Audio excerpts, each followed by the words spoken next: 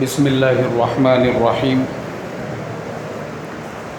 نحمدہ ونصلی علی رسولہ الکریم اما بعد۔ محترم بھائیوں، بزرگوں، دوستو، اللہ کے فضل و کرم سے آج ہم نے 29ویں تراویح پڑھی ہے اور میں آپ لوگوں کو آج 27ویں پارے کی تفسیر سنانا چاہتا ہوں، اس لیے کہ کل میں نے 27ویں پارے کی تفسیر بیان کی تھی، لیکن وہ ایک آیت میں ہی ہمارا تفسیر کا پورا بیان ہو گیا تھا۔ 27ویں پارے میں اللہ تبارک و تعالی نے سورہ قمر نازل فرمائی ہے۔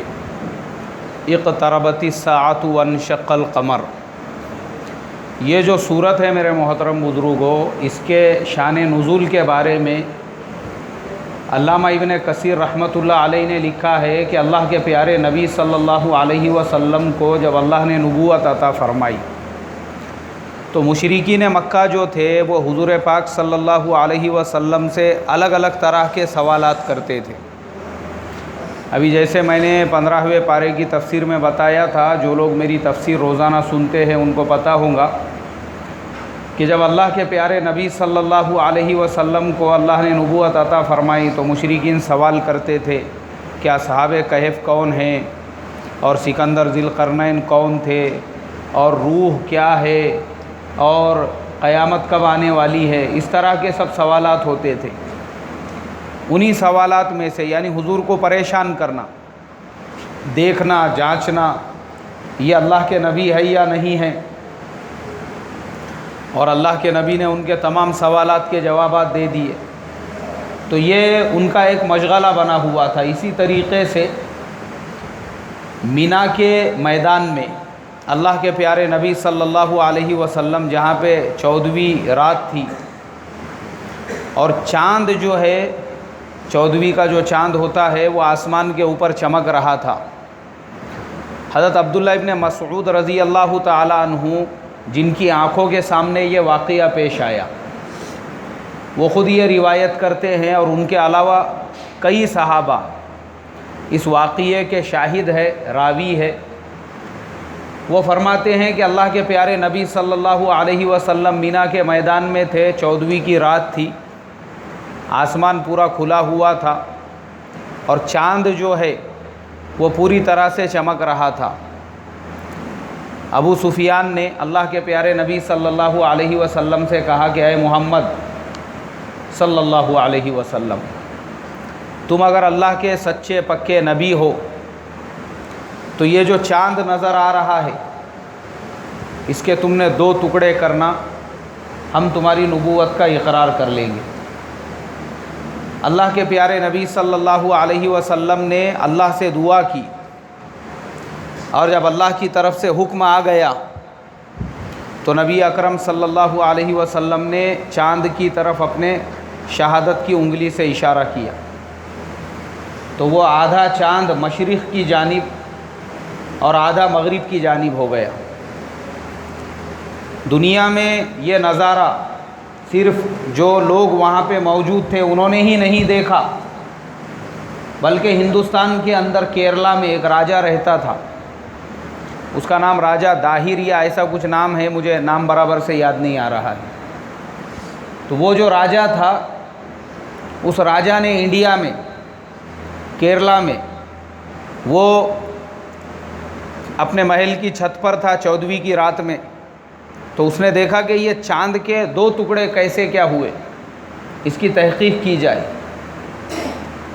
اور ادھر دوسری طرف اللہ کے پیارے نبی صلی اللہ علیہ وسلم نے جب چاند کے 2 ٹکڑے کیے تو دنیا بھر نے اس کو دیکھ لیا۔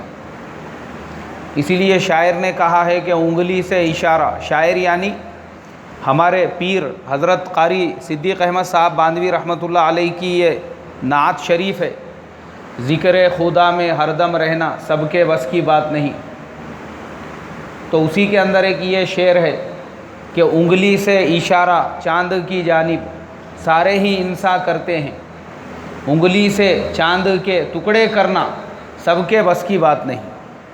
یہ تو اللہ کے نبی کی خصوصیت تھی، انگلی سے تو سب لوگ چاند کی طرف اشارہ کرتے ہیں، لیکن اللہ کے نبی نے چاند کی طرف جب اشارہ کیا مشرکین مکہ کے تقاضے پر تو وہ چاند کے 2 ٹکڑے ہو گئے۔ اور جب وہ چاند کے دو ٹکڑے ہوئے تو وہ مشرکین مکہ جنہوں نے اللہ کے نبی سے یہ کہا تھا کہ ہم ایمان قبول کریں گے، لیکن ان کے تقدیر میں مقدر میں ہدایت نہیں تھی، اس لیے انہوں نے واپس سے انکار کیا اور کہا کہ اے ابن ابی قبشہ، نعوذ باللہ، اللہ کے نبی کو عرب کا سب سے بڑا جو جادوگر تھا اس کے نام سے بلایا اور کہا یہ تو سراسر آپ کا جادو ہے، آپ نے ہماری آنکھوں پر جادو کر دیا، اس لیے ہماری نظر بندی کرنے کی وجہ سے ہم کو چاند کے دو ٹکڑے نظر آ رہے ہیں۔ حالانکہ وہ چاند کے دو ٹکڑے ہوتے ہوئے ہندوستان کے ایک راجا نے دیکھا۔ اب جو راجا نے، دیکھو کیسے اللہ کو ہدایت جب کسی کو دینا ہوتی ہے تو اللہ کیسے ہدایت دیتے ہیں۔ جو لوگ سامنے تھے جن کے بولنے پہ حضور نے چاند کے ٹکڑے کیے، ان کو ہدایت نہیں ملی، وہ اپنی بات سے پھر گئے اور انہوں نے کیا کہا کہ یہ تو جادو ہے، لیکن اللہ کو ہدایت دینا تھا ہندوستان کے لوگوں کو۔ اس لیے وہ جو راجا تھا اس نے اپنے چند نمائندوں کو مختلف علاقوں میں روانہ کیا کہ جا کے تحقیقات کرو، اپنے نجومیوں سے پوچھا، جو ستارہ دیکھنے والے جوتیشی ہوتے ہیں، جو ستارے وغیرہ دیکھتے ہیں، انہوں نے کہا کہ یہ جو چاند کے ٹکڑے کیے گئے ہیں اس کا تعلق عرب کی زمین سے ہے۔ تو کچھ لوگوں کو اس نے عرب کی زمین کی طرف بھیجا، لیکن جب تک وہ لوگ تحقیقات کرنے کے لیے، کیونکہ وہ زمانہ ہمارے زمانے کی طرح سے تو تھا نہیں جہاز اور ٹرینوں وغیرہ کا، وہ بھی بیچارے تحقیقات کرتے کرتے کرتے کہاں یہ حادثہ پیش آیا۔ جب وہ لوگ مکہ مکرمہ میں اور مدینہ منورہ میں پہنچے تو اس وقت تک اللہ کے نبی صلی اللہ علیہ وسلم تو مدینہ ہجرت کر کے آپ کا وصال بھی ہو چکا تھا، صحابہ کا زمانہ چل رہا تھا۔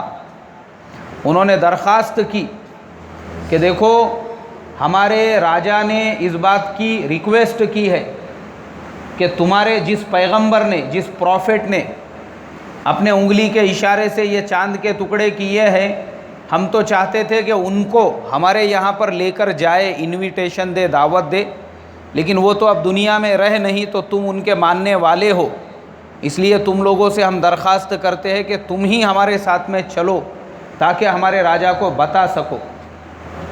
تو اس زمانے میں جو خلیفۃ المسلمین تھے انہوں نے چند صحابہ کو، یہ صحابہ کا زمانہ ہے، ہندوستان کے سرزمین کی طرف روانہ کیا کہ جاؤ ان کے ساتھ میں۔ اور وہ صحابہ اکرام رضوان اللہ تعالی علیہم اجمعین جن کے بابرکت قدم سب سے پہلے ہندوستان کے سرزمین پر پڑے، وہ کیرلا کا علاقہ تھا۔ صحابہ کے بابرکت قدم وہاں پر پڑے، اور پڑھنے کے بعد پھر وہ راجہ مسلمان ہو گیا، اور راجہ مسلمان ہوتے ہی پوری کے پوری جو پرجا تھی وہ بھی کیا ہو گئی بھائی؟ مسلمان ہو گئی۔ اسی لیے آپ کو ہندوستان میں مسلمانوں کا سب سے زیادہ پرسنٹیج اگر کہیں پر ملے گا تو وہ کہاں پر ہے؟ کیرلا کے اندر ہے۔ کیرلا میں کچھ ضلع ایسے ہیں جہاں 99% آبادی مسلمانوں کی، اور سب سے پہلی جو مسجد ہے وہ مسجد بھی کیرلا کے اندر ہندوستان کی، اس کا نام ہے چیرامن کی جامع مسجد۔ ایک بستی ہے، گاؤں ہے، اس گاؤں کا نام چیرامن ہے، جہاں پہ سب سے پہلے وہ مسجد تعمیر کی گئی تھی۔ کیرلا میں کوڈنگلور نام کا ایک ڈسٹرکٹ ہے، وہاں پر وہ چیرامن گاؤں ہے جہاں پر صحابہ اکرام نے یہ مسجد کی تعمیر کی تھی۔ ہندوستان کی پہلی مسجد جو تقریباً 1400 سال سے قائم اور دائم ہے۔ تو ہندوستان میں جو اسلام آیا، اس سے ہم کو یہ پتہ چلتا ہے کہ مسلمان پیس والے لوگ ہیں، امن والے لوگ ہیں۔ مسلمانوں نے مار ٹھوک کے لوگوں کو مسلمان نہیں بنائے، جنگ کر کے مسلمان نہیں بنائے، لڑائی جھگڑے کر کے مسلمان نہیں بنائے، بلکہ اخلاق کے راستے سے، دعوت کے راستے سے، پیار کے راستے سے، امن کے راستے سے 1400 سال پہلے مسلمان ہندوستان میں کیرلا کے راستے سے آئے، اور وہ پورا خطہ مسلمان ہو گیا، اور پھر ان کی برکت سے مسلمانوں کا دائرہ اس ملک میں بڑھتا گیا۔ صحابہ کے آنے کے تقریباً 100-125 سال بعد میں پھر مسلمان سندھ کے راستے سے ادھر سے آئے، تو بھی وہ سندھ تک آئے، پھر وہاں سے چلے گئے۔ یہ پوری تاریخ ہے ہماری۔ تو مجھے اصل میں ہندوستان کی تاریخ نہیں بتانا ہے کہ ہندوستان میں اسلام کب آیا اور کون سے راستے سے آیا اور کس نے کون سے سن میں ہندوستان کے اندر انٹری کی. اصل جو مجھے بتانا ہے اللہ کے نبی صلی اللہ علیہ وسلم کا معجزہ اور یہ سورت کا شان نزول کہ اللہ نے یہ جو سورت ہے سورہ قمر، اس کا نام ہی قمر ہے، عربی زبان میں 14ویں رات کے چاند کو قمر کہا جاتا ہے. اقتربت الساعۃ وانشق القمر وَإِن يَرَوْا آیَةً يُعْرِضُوا وَيَقُولُوا سِحْرٌ مُسْتَمِرٌ. اللہ نے یہ پوری سورت نازل فرمائی. تو پتہ یہ چلا کہ جنہوں نے چاند کو کے طرف اشارہ کر کے اس کے 2 ٹکڑے کرنے کے لیے کہا تھا، ہدایت ان کو نہیں ملی، لیکن ہندوستان میں جنہوں نے دیکھ لیا اللہ نے ان کو کیا عطا فرمائی بھائی. اسی لیے قرآن میں آگے فرمایا 20ویں پارے میں کہ اِنَّکَ لَا تَهْدِی مَنْ أَحْبَبْتَ وَلَٰكِنَّ اللَّهَ يَهْدِی مَن یشاء. ہدایت کا دینا یہ تمہارے ہاتھوں میں نہیں ہے، ہدایت دینے والی ذات کس کی ہے؟ اللہ کی ہے. اللہ جسے چاہے اس کو ہدایت دیتے ہیں. اس لیے جو نظروں کے سامنے مینا کے میدان میں بیٹھے ہوئے تھے ان کو تو ہدایت نہیں ملی، لیکن ہزاروں کلومیٹر دور ہندوستان میں بیٹھے ہوئے لوگوں کو ہدایت مل گئی اور وہ سب ایمان میں بھی داخل ہوئے اور انہوں نے اس ملک کی پہلی مسجد کو بھی تعمیر کیا اور وہ پورا خطہ مسلمان اور ایمان والوں سے بھر گیا اور آج بھی وہ ایمان کے اوپر قائم اور دائم ہے. یہ خصوصیت ہے اسلام کی. تو یہ جو صورت ہے آگے اس میں اللہ نے قیامت کی طرف بھی اشارہ کیا کہ یہ مت سمجھو قیامت بہت دور ہے، قیامت بھی ان قریب آنے والی ہے. اللہ کے نبی نے فرمایا کہ میرا زمانہ اور قیامت کا زمانہ اتنا قریب ہے جیسے یہ 2 انگلیاں ایک دوسرے کے قریب قریب ہیں. جیسے یہ 2 انگلیاں ایک دوسرے سے قریب قریب ہے، ایسے ہی میرا زمانہ قیامت سے اتنا قریب ہے. اسی لیے آج کے زمانے میں قیامت کی وہ تمام نشانیاں جو اللہ کے پیارے نبی صلی اللہ علیہ وسلم نے فرمائی تھی کہ جب تم دیکھو اولاد اپنے ماں باپ سے بغاوت کرنے لگے تو سمجھ جاؤ کہ قیامت قریب ہے. اب آج ہمارے زمانے میں یہی ہو چکا ہے. آج کی اولادیں ماں باپ کی فرما برداری کرنے کے لیے تیار نہیں ہیں. آج کے زمانے میں ماں باپ جتنا اپنی اولاد سے پریشان ہے اتنا کسی سے بھی پریشان نہیں ہے. اولاد کی نافرمانیاں، اولاد کی بغاوتیں، اولاد کا انحراف، یہ سب قیامت کی نشانیاں ہیں. اسی لیے آپ لوگوں نے جو لوگ نیوز پڑھتے ہوں گے ان کو پتہ ہوگا کہ بامبے کے اندر رمضان شروع ہونے سے ایک 8 سے 10 دن پہلے ایک لڑکا جس کے والد خود پولیس کے بڑے آفیسر تھے، اس نے اپنے ہاتھوں سے اپنی ماں کو ذبح کر دیا. اور بچے کی عمر کتنی تھی؟ مشکل سے 15 سے 16 سال. اچھا، ماں کی اس کی دشمنی کیا تھی؟ صرف یہ تھی کہ ماں اس کو ہمیشہ موبائل رکھنے کے لیے، اسٹڈی کرنے کے لیے بولتی تھی اور بیٹا یہ کہتا تھا کہ مجھے میرے منمانی کی زندگی گزارنے دو. اور ماں کہتی تھی کہ بیٹا ایگزام قریب ہے، اسٹڈی کرو، مطالعہ کرو، پڑھو، کالج کا پڑھو، اسکول کا پڑھو. آخر اس نے جو ہے جب دیکھا کہ ماں کی طرف سے زیادہ میرے اوپر، یعنی ماں میرا باپ مجھے کچھ بولتا نہیں ہے، ماں ہی میری دشمن بنی ہوئی ہے، تو اس نے ماں کا خاتمہ کر دیا. کتنی مثالیں ہیں ایسی، سینکڑوں مثالیں ہیں آج ہمارے زمانے میں. اور یہ بات اللہ کے پیارے نبی صلی اللہ علیہ وسلم 1450 سال پہلے بتا کے چلے گئے تھے. جب دیکھو کہ اولادیں نافرمان ہو اور ماں باپ سے بغاوت کرنے لگ جائے تو سمجھ جانا کہ قیامت قریب ہے. آج ہمارے زمانے میں وہی ہو رہا ہے. پھر اللہ کے نبی صلی اللہ علیہ وسلم نے فرمایا جب تم یہ دیکھو کہ شراب کا نام بدل کر اس کو پیا جانے لگے تو سمجھ جانا کہ قیامت قریب ہے. آج ہمارے زمانے میں کیا ہو چکا ہے؟ شراب کو نام بدل کر الکوہل جو ہوتا ہے وہ آج ہمارے زمانے میں اتنا عام ہو چکا ہے. بہت سارے ہمارے نوجوان وہ باڈی بنانے کے لیے انرجی ڈرنک پیتے ہیں. اس کا نام انرجی ڈرنک ہے لیکن وہ کیا ہے؟ شراب ہے، اس میں الکوہل ملا ہوا ہے. آج ہمارے نوجوان بہت سارے ایسے مشروبات مارکیٹ کے اندر آ چکے ہیں کولڈ ڈرنکس کے نام سے اور پتہ نہیں کیا کیا ناموں سے. ہم لوگ کولڈ ڈرنک سمجھ کے پی رہے ہیں اور اس کے اندر کیا ملی ہوئی ہے بھائی؟ شراب ملی ہوئی ہے. اسی طریقے سے بہت سارے ریسٹورنٹ وغیرہ جہاں پہ ہمارے مسلم نوجوان لنچ ڈنر وغیرہ کے لیے جاتے ہیں تو وہاں پر آپ کو ڈرنک دیا جاتا ہے لنچ کے ساتھ میں یا کھانے کے ساتھ میں، اور وہ لوگ انہوں نے اس کا نام چینج کیا ہوا ہے۔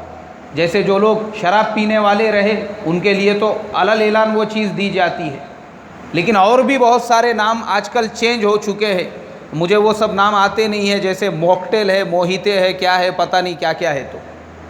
تو میں نے باضابطہ پوچھا ایک نوجوان سے جو موکٹیل بنانے والا ہوتا تھا، میں بولا یہ موکٹیل کیا ہوتا ہے؟ بولے یہ موکٹیل جو ہے نا سارے شربتوں کو ملا کے بنایا جاتا ہے۔ میں بولا اس کے اندر وائن وغیرہ کچھ نہیں ڈالتے تم لوگ؟ نہیں، ایک ڈھکن ڈالنا پڑتا نا، بولے اس کے اندر بھی ملانا پڑتا، بولے اس کے بغیر وہ ادھوری ہے۔ دیکھو نام شربت کا ہے اور اس میں کیا ملا کے پلایا جا رہا ہے؟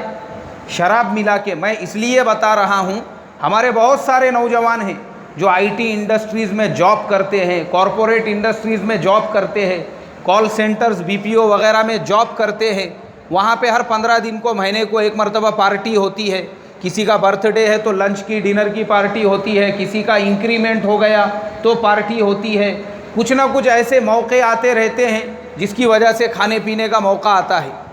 اب ایسے ٹائم پہ ہمارے مسلم نوجوان کیا کرتے ہیں؟ وہ بولتے ہیں کہ بھائی ہم تو مسلمان ہیں، ہمارے ریلیجن میں الاؤ نہیں ہے، ہم لوگ نہ بیئر کو ہاتھ لگا سکتے ہیں نہ شراب کو ہاتھ لگا سکتے ہیں۔ ارے یہ شراب نہیں ہے، یہ شربت ہے، اس کو موکٹیل بولتے ہیں۔ ہمارے نوجوانوں نے اس سے پرہیز کرنا چاہیے، کیونکہ وہ موکٹیل بھی جو بنایا جا رہا ہے وہ بھی کیسے بنایا جا رہا ہے؟ شراب سے محروم نہیں۔ اللہ کے نبی 1450 سال پہلے بتا کے گئے کہ ایسا زمانہ آنے والا ہے کہ شراب کو نام بدل کر پیا جائے گا، آج نام بدل کر پیا جا رہا ہے۔ احتیاط بہت ضروری ہے۔ ایسی ہر اجنبی جگہ جہاں پہ آپ کو معلوم نہیں ہے کہ کھانے پینے کی چیزیں حلال ہے یا نہیں ہے، یا جو ہم پی رہے ہیں وہ مشکوک ہے یا کیسا ہے، ہم نے اس سے پرہیز کرنا چاہیے، احتیاط برتنا چاہیے۔ اللہ کے نبی 1450 سال پہلے، اور پھر اللہ کے نبی نے فرمایا کہ ناچ گانا ایسے عام ہوگا، ہر گھر کے اندر ناچ گانا ہوگا۔ آج میرے محترم بزرگوں، دوستو، آج ہم لوگ دیکھ رہے ہیں ہمارے سماج میں، ہمارے معاشرے میں ہم لوگوں کو ناچ سے، گانے سے، ڈی جے سے اتنی محبت ہو چکی ہے۔ ہمارے گھر کا کوئی فنکشن، چاہے وہ شادی ہو، چاہے بیاہ ہو، چاہے خوشی کا موقع ہو، چاہے کسی بچے کی ولادت ہو، کوئی بھی ایسا پروگرام آج ہمارے گھروں کا وہ ڈی جے اور ناچ گانے سے محروم نہیں ہے۔ عام ہو چکی ہے یہ چیزیں۔ اگر جس کے گھر میں شادی بیاہ کے پروگرام کے ٹائم پہ یہ رسوم نہ ادا کی جائے، ایسے انسان کو پچھڑا ہوا سمجھا جانے لگا ہے۔ پچھڑے لوگ ہیں بولے یہ لوگ ماڈرن نہیں ہے، یہ حالات کے حساب سے نہیں۔ اس لیے مسلمانوں کو اتنی محبت ہو چکی ہے ڈی جے سے کہ بعض لوگ ایسے بھی دیکھنے ملے گھر میں کھانے کے واسطے نہیں ہیں، سود سے قرضے لے کے بچوں کے برتھ ڈے منائے جا رہے ہیں اور اس کے اندر ڈی جے بجایا جا رہا ہے اور اس میں ناچ گانا ہو رہا ہے۔ اللہ کے نبی 1450 سال پہلے بتا کے گئے۔ آج مسلمانوں کا، آج محترم بزرگوں، یہ جو حالات ہیں نا ہمارے اوپر، یہ ایسے ہی نہیں آئے ہیں، اللہ کا یہ نظام ہے۔ جیسے اعمال زمین سے آسمان کی طرف جاتے ہیں، ویسے ہی فیصلے آسمان سے زمین کے اوپر آتے ہیں۔ آج ہم اپنا جائزہ لو نا، ہمارے شادی بیاہ کا کیا حال ہو چکا ہے۔ ہمارے یہاں پہ اللہ ہماری حفاظت فرمائے، اتنی محبت ہو چکی ہے ہم کو ڈی جے سے، ناچ گانے سے، کہ وہ ایک حصہ بن چکا ہے ہمارے شادی کا، ہمارے فنکشن کا، ہمارے بچے کے پیدائش کا، ہمارے بچے کے برتھ ڈے کا۔ اور اللہ کے نبی 1450 سال پہلے، اور پھر اس کے بعد اللہ کے نبی نے فرمایا کہ قیامت کا زمانہ جب تم دیکھو عورتیں کپڑے پہن کر بھی برہنہ نظر آ رہی ہو تو سمجھ جانا کہ قیامت قریب ہے۔ آج ہمارے زمانے میں کیا ہو چکا ہے؟ مردوں کو اللہ کے نبی نے حکم دیا کہ ٹخنوں سے اوپر پاجامہ پہنو، تو مرد ٹخنوں سے اوپر پاجامہ پہننے کو تیار نہیں ہے، اور عورتوں کو حکم دیا کہ وہ ٹخنوں سے نیچے پاجامہ پہنے، تو عورتوں کے تمام کپڑے آپ کو وہ ملیں گے جو خاص طور پہ ایسے بنائے جاتے ہیں جو بیچ پہنچے تک ہوتے ہیں، یعنی ٹخنوں سے اوپر تک ہوتے ہیں، وہ پورا حصہ کھلا ہوتا ہے۔ اللہ کی کھلی ہوئی نافرمانی ہے یہ۔ آج ہمارے زمانے میں وہی ہو رہا ہے، عورتیں کپڑے پہن کر بھی برہنہ نظر آ رہی ہے۔ ایک مرد وہ تو ماشاءاللہ کپڑے پہنا ہوا ہے، چاہے آپ نے فارمل ڈریس پہنا ہو، یا آپ نے کیجول ڈریس پہنا ہو یا آپ نے پیجامہ کرتا پہنا ہو، کچھ بھی پہنا ہو، مرد کا پورا جسم ڈھکا ہوا ہوتا ہے. چاہے آپ پینٹ شرٹ پہننے والے جو فارمل ڈریس ہوتا ہے اس میں بھی پورے آستین ہوتے ہیں، وہ بھی پورا فل ڈریس ہوتا ہے، چلو کم سے کم جسم پورا اس کے اندر ڈھکا ہوا ہے. لیکن عورتوں کا معاشرہ ایسا ہو چکا ہے کہ ان کا فارمل بھی وہ ہوتا ہے جس کے اندر پورے ہاتھ برہنہ نظر آتے ہیں، ان کا کیجول بھی وہ ہوتا ہے جس کے اندر پورے گھٹنے نظر آتے ہیں. تو کپڑے پہن کر بھی وہ عورتیں کیا نظر آ رہی ہے بھائی؟ برہنہ نظر آ رہی ہے. اور خود ہمارے مسلمان معاشرے میں چہرہ کھلا رکھ کر مستورات کا باہر نکلنا یہ عام ہو چکا ہے. ارے یہ بے پردگی ہے. آج ہم لوگ اپنے آپ کو ماڈرن سمجھتے ہیں. نہیں بھائی، ہم تو ماڈرن لوگ ہیں، اسلام پہ تو ہم عمل کر رہے ہیں، ہمارے گھر کی ماں بہنیں پورا برقع پہنتی ہے، لیکن چہرہ ڈھکنا کوئی ضروری تھوڑی ہے. آج کل آپ دیکھو کاروں میں بیٹھنے والی مسلم مستورات، موٹر سائیکلوں پہ بیٹھنے والی مستورات، یا شاپنگ کرنے والی بازاروں وغیرہ میں گھومنے والی مستورات. پہلا زمانہ ایسا تھا کہ مسلمان ماں بہنیں وہ یہ بھی گوارا نہیں کرتی تھی کہ ان کی آنکھیں نظر آئے. اور آج اتنا بے حیائی کا زمانہ آ چکا ہے کہ چہرہ ڈھکنا یہ عیب سمجھا جانے لگا ہے. چہرہ کھلا رکھنے کا ایک فیشن بنا ہوا ہے آج کے برقعے میں. برقع تو پہنو، بولے چہرہ پورا کھلا رکھو. یہ کیسا برقع ہے؟ یہ کیسا پردہ ہے؟ اللہ ہماری تمہاری حفاظت فرمائے. اس لیے محترم بزرگوں، ہم اپنے گھر کی مستورات کو، اپنی ماں بہنوں کو چاہے کار میں لے کر نکلو یا بائک کے اوپر لے کر نکلو، ان کا چہرہ کیا ہونا چاہیے؟ ڈھکا ہوا ہونا چاہیے. چہرے کا بھی پردہ ہے، چہرہ ڈھکنا بھی ضروری ہے. اور مسلمانوں میں آج کچھ لوگ، کچھ مسلمان، دیکھو میں آپ کو دو کیٹیگریز کے مسلمان بتاتا ہوں. ایک تو وہ کیٹیگری ہے جو کنورٹڈ مسلمین کی ہے، جو باہر سے اسلام میں آئے ہوئے ہیں. ان کے زندگی میں آپ پردہ دیکھو، ان کے زندگیوں میں کیسے پردہ ہے. جیسے آج یورپ کے ملکوں میں، جرمنی ہے، فرانس ہے، یورپ میں سب سے تیزی سے اسلام جو ہے وہ فرانس میں پھیل رہا ہے. آج فرانس کے اندر تقریباً آج سے چند سال پہلے سننے میں ملتا تھا کہ وہاں پہ 5% مسلمان ہیں، 4% مسلمان ہیں. لیکن ابھی ایک لیٹسٹ جو رپورٹ آئی ہے اس کے حساب سے وہاں پہ 12% مسلمان ہو چکے ہیں. یورپ کا سب سے زیادہ مسلم آبادی والا کنٹری اگر کوئی ہے وہ فرانس ہے. ہر ملک میں آبادی بڑھ رہی ہے. اب وہاں کی وہ عورتیں، وہ لڑکیاں جنہوں نے آکسفورڈ، کیمبرج یونیورسٹیز میں تعلیم حاصل کی، وہاں سے ڈگریاں لی، ہائر ایجوکیٹڈ، ایک دم ہائر پڑھی لکھی لڑکیاں. ابھی آپ کو سن کے حیرت ہوں گی کہ برٹن کے جو پریسیڈنٹ تھے یا وہاں کے جو پی ایم تھے، ٹونی بلیئر، آج سے کچھ سال پہلے، نام سنا ہوگا آپ نے ان کا.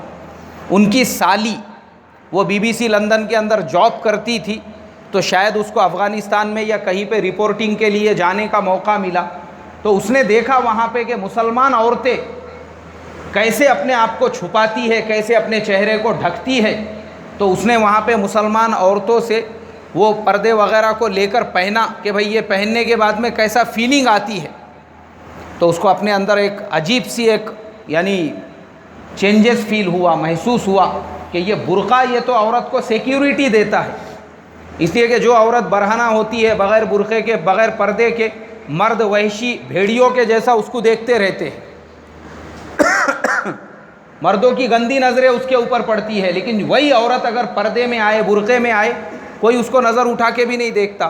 وہ واپس جب UK آئی، اس نے باضابطہ میڈیا کے سامنے اسلام کو قبول کیا، اور قبول کرنے کے بعد پورے پردے کو ایکسیپٹ کیا. بہت سارے ویڈیوز ہیں ان کے YouTube کے اوپر کہ آفٹر یعنی کنورٹڈ، اسلام میں کنورٹ ہونے کے بعد میں ان کی زندگی میں کیسے چینجز آئے. انہوں نے پورا پردے کو اختیار کیا. ابھی سوچو وقت کے وزیر اعظم کی سالی، ہمارا کیا حال ہے ہندوستان کے اندر؟ ہمارا ہندوستان میں، جزاک اللہ،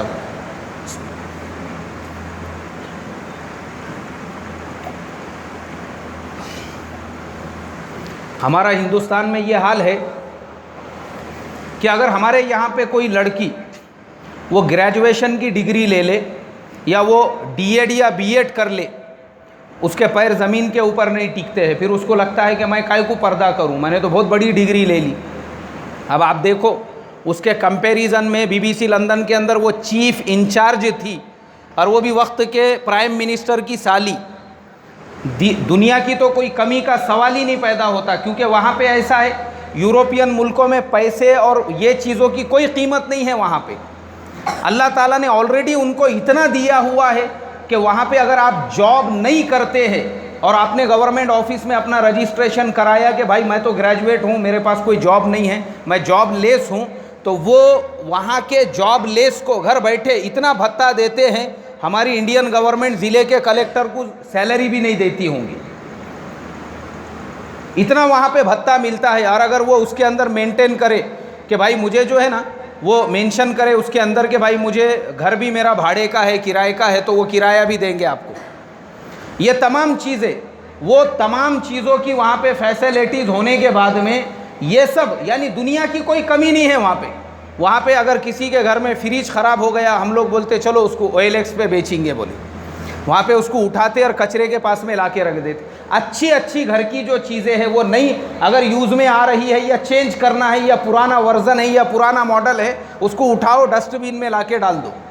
ہمارے یہاں پہ دیکھتے کب بھنگار کا گاڑے والا آتا کیا معلوم گلی میں، تو پرانے جو ہم نے بوٹلز بھی جمع کیے ہوئے ہیں ہم اس کے پاس دینے کی کوشش کرتے.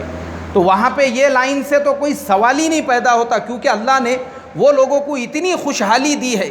اور ہمارا حال یہ ہے کہ اگر 12-15 ہزار کی سیلری کی کوئی جاب بھی مل جائے تو وہ لڑکی کو ایسا فیل ہوتا ہے کہ پتہ نہیں اب میں یہاں کی کون سی ایک آدھی منسٹر تو نہیں بن گئی بول کے اب میں کیوں پردہ کروں. یعنی تھاٹس جو ہے، جو تھنکنگ ہے، وہ ایک دم ہوا میں اڑنے لگتی ہے ہماری. اور میں آپ کو ان کے ایگزامپلز دے کے بتا رہا ہوں کہ دیکھو وہ یوروپین لوگ، وہ کرسچینٹی میں پلے ہوئے، کیمبرج آکسفورڈ یونیورسٹیز کے ڈگری ہولڈر سینکڑوں کی تعداد میں اسلام میں آ رہے ہیں. آپ دیکھو یوٹیوب خالی آپ کو جو ہے نا پرانے کرکٹ میچز کے وہ دیکھنے کے لیے نہیں ہے، ریکارڈ دیکھنے کے لیے. اس میں کبھی یہ بھی ڈالو کہ کنورٹڈ مسلمز ان یورپ بول کے، یا جس ملک میں آپ کو ڈالنا ہے. دیکھو کتنے بیان آتے ہیں لوگوں نے کیسے کیسے اسلام کو قبول کیا وہاں پر، اور ساری زندگی انہوں نے اپنی چینج کر دی اور ان کو سکون مل رہا ہے، پیس مل رہا ہے. یہاں تک کہ دیکھو میں نے ابھی جو ہدایت کے بارے میں بتایا کہ اللہ جس کو ہدایت دینا چاہے کیسی دیتے ہیں. امریکہ نے عراق کے اوپر حملہ کیا، افغانستان پہ حملہ کیا. ہم کو صرف یہ جو عراق وار ہے، افغان وار ہے، اس کا خالی ایک سائیڈ معلوم ہے، حملہ کیا وہاں پہ آرمی گئی. دوسرا سائیڈ معلوم ہے ہم کو. اس کا دوسرا سائیڈ یہ ہے کہ جو آرمی وہاں پر گئی انہوں نے مسلمانوں کے کلچر کو دیکھا. یہ مسلمان 5 وقت کی نماز کیسے پڑھتے ہیں، اذان ہوتی ہے تو مسلمان دکان چھوڑ کے، کاروبار چھوڑ کے، گھر چھوڑ کے، سب چھوڑ کے جا رہے ہیں مسجد کی طرف. بولے یار یہاں پہ سالہ ویک میں ایک ٹائم سنڈے کو وزٹ کرنے کا ہے اپنے کو چرچ میں جا کے، تو وہ بھی ہمارے سے ہوتا نہیں. کیوں؟ صبح میں نیند ہی بیدار نہیں ہوتی. کئی لوگ ہیں ایسے، ان کو سالوں ہو چکے ہیں، بولے میں نے کبھی چرچ دیکھا بھی نہیں ہے کیسا. اسی لیے وہ ملکوں کے اندر دہریت بڑھ رہی ہے. اور یہ جو ہمارے ہندوستان میں بھی جو نان مسلمس ہمارے ساتھ میں رہتے ہیں، ان میں بھی آپ کو ایسے ہزاروں ملیں گے کہ ان کے سینکڑوں دیوالی دسہرے گزر گئے مگر ان کو آج تک کبھی درشن کی وہ نہیں ملی، فرصت ہی نہیں ملی. کیوں؟ ٹائم ہی نہیں ہے. یہاں کھانے کو ٹائم نہیں ہے تو وہاں جانے کو کس کے پاس ٹائم رہے گا. بولے لوگوں کی تھاٹس، جو پڑھے لکھے لوگ ہوتے ہیں وہ ایسا ہی سوچتے ہیں.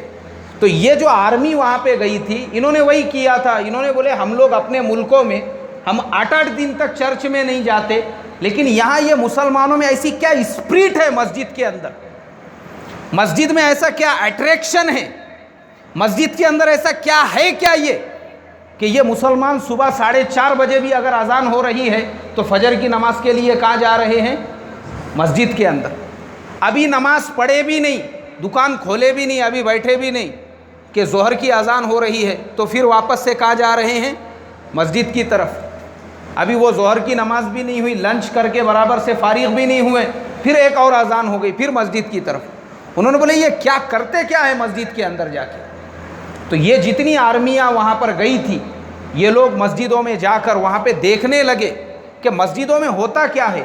اور جب انہوں نے مسجدوں کو دیکھا، مسلمانوں کی نماز کو دیکھا، وہ دلی اور روحانی سکون کو دیکھا، اس کے بعد آپ کو معلوم ہونا چاہیے ایسے ہزاروں آرمی کے جوان ہیں جو امریکہ نے عراق اور افغانستان میں بھیجے تھے، واپس جب اپنے ملکوں کو پہنچے تو وہ یہودی اور نصرانی نہیں تھے، وہ کون ہو چکے تھے بھائی؟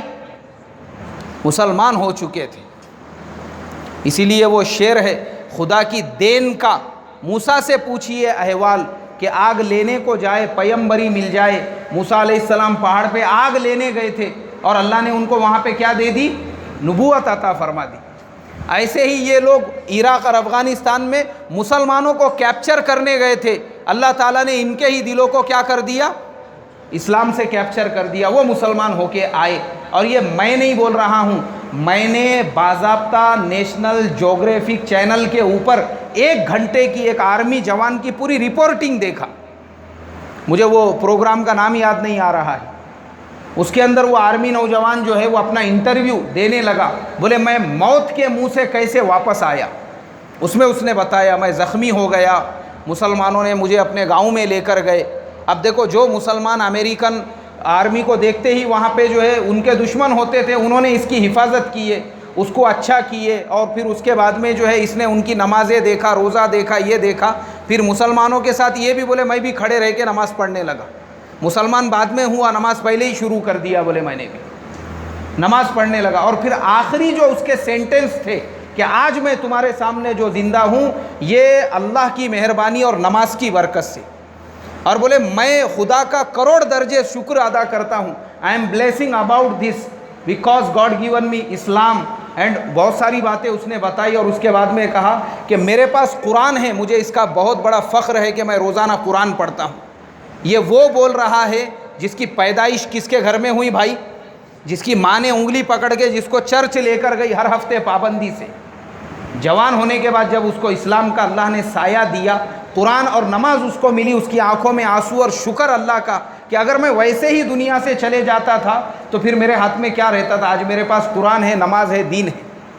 تو یہ ان لوگوں کی باتیں میں آپ کو بتا رہا ہوں جن کو اللہ نے ہدایت دی۔ اور ہم خاندانی مسلمان، ہم نے کبھی قرآن کی تفسیر نہیں پڑھی، کبھی احادیث نہیں پڑھی، کبھی دین اپنے گھر میں لانے کی کوشش نہیں کی، ہم ان کے راستے پہ چلنا چاہ رہے ہیں تو ہمارے گھروں سے دین اور اسلام کیسے نکلتا جا رہا ہے، میں بس اس کا ایک ایگزامپل دے کے اپنی بات ختم کرتا ہوں۔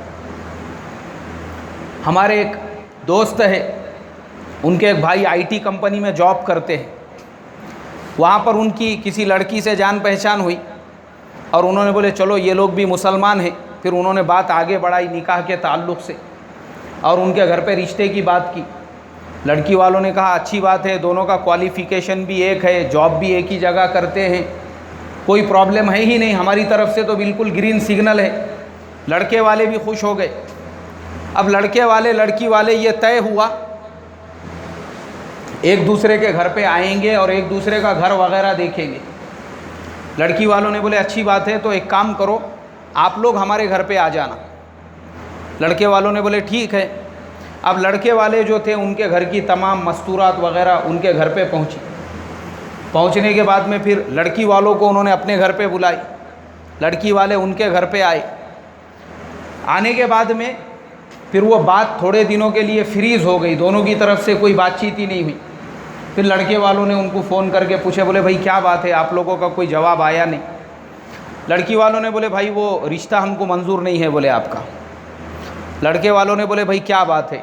پہلے تو آپ نے بولے کہ ماشاءاللہ دونوں بھی اچھے ہیں، ساتھ میں کام کرتے، ساری چیزیں ہیں۔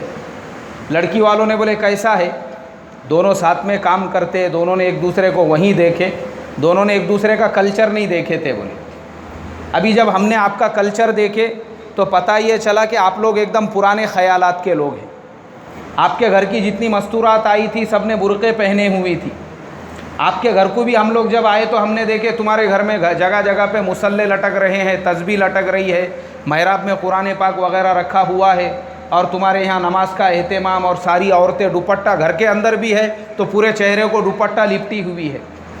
ہم لوگ ایک دم لبرل لوگ ہیں، ہمارے گھروں میں یہ برقعے، یہ تسبیح، یہ سب چیزیں ختم ہو چکی ہے۔ خالی ہم لوگ مسلمان ہیں، بس ہم کاسٹ اپنی لکھاتے ہیں ہم مسلمان ہیں۔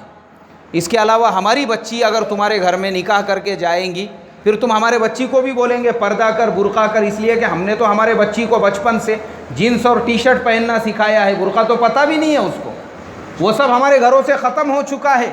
ہم لوگ ایک دم ماڈرن خیالات کے لوگ ہیں، اس کے لیے ہمارا تمہارا جمنے والا نہیں، کیونکہ کل اگر تم ہمارے بچی کو بولیں گے برقع پہن تو وہ نہیں پہننے والی، وہاں پہ ان کا رشتہ ختم ہو گیا۔ یہ واقعہ عبرت ہے میرے تمہارے لیے کہ یورپ کے لوگ مسلمان ہو کے وہ کس کو اختیار کر رہے ہیں؟ پردے کو اختیار کر رہے ہیں، اور ہم 4 پیسے آ جانے کے بعد، بچے ہائر ایجوکیشن اور بڑی ڈگریاں لینے کے بعد اپنے پرانے جو مذہب کو اور پرانے اپنے جو دین کو ہم بھول کر آج ہم اپنے آپ کو جو ہے ان سے بھی زیادہ ماڈرن سمجھنے لگ گئے ہیں۔ اللہ تعالیٰ یہ خرابیوں سے، یہ برائیوں سے میری تمہاری حفاظت فرمائے، اور ہم تمام کو ہدایت کے وہ راستے پر کہ اللہ نے چاند کے ٹکڑے کرنے لگایا عرب والوں کے لیے، لیکن ہدایت کس کو ملی؟ ہندوستان والوں کو۔ ایسے ہی اللہ تعالیٰ ہم تمام کو بھی ہدایت عطا فرمائے، ہدایت نصیب فرمائے، اور ہم تمام کو اپنے اولادوں کی صحیح تعلیم، صحیح تربیت کر کے ان کو اسلامک کلچر میں ڈھال کر کہ ہمارا بچہ چاہے انگلش اسکول میں پڑھے، مراٹھی اسکول میں پڑھے، ہمارا بچہ چاہے کانوینٹ اسکول میں پڑھے، چاہے کچھ بھی بنے، ہمارا بچہ ڈاکٹر بنے، انجینئر بنے، بناؤ۔ آج وقت کی ضرورت ہے، مسلمانوں نے سب سے زیادہ IPS، UPSC، MPSC کرنے کی ضرورت ہے، اور خوشی کی بات ہے کہ ابھی جو گورنمنٹ کی لسٹ آئی ہے، ہندوستان کے ہسٹری میں پہلی مرتبہ 50 مسلم بچے وہ IAS یعنی کلیکٹر بنے ہوئے ہیں۔ یہ ہمارے لیے فخر کی بات ہے۔ ہم تو چاہتے ہمارے بچوں نے پڑھنا، آگے بڑھنا، لیکن پہلی شرط یہ ہے کہ وہ بچوں نے مسلمان بھی باقی رہنا۔ کیا باقی رہنا بھائی؟ ہاں، مسلمان بھی باقی رہنا۔ ہماری ذمہ داری بنتی ہے ہم دونوں چیزوں کو ساتھ میں لے کر چلیں۔ کریں گے فکر اور کوشش، اللہ مجھے آپ کو عمل کی توفیق عطا فرمائے۔ سبحان اللہ و بحمدہ، سبحان۔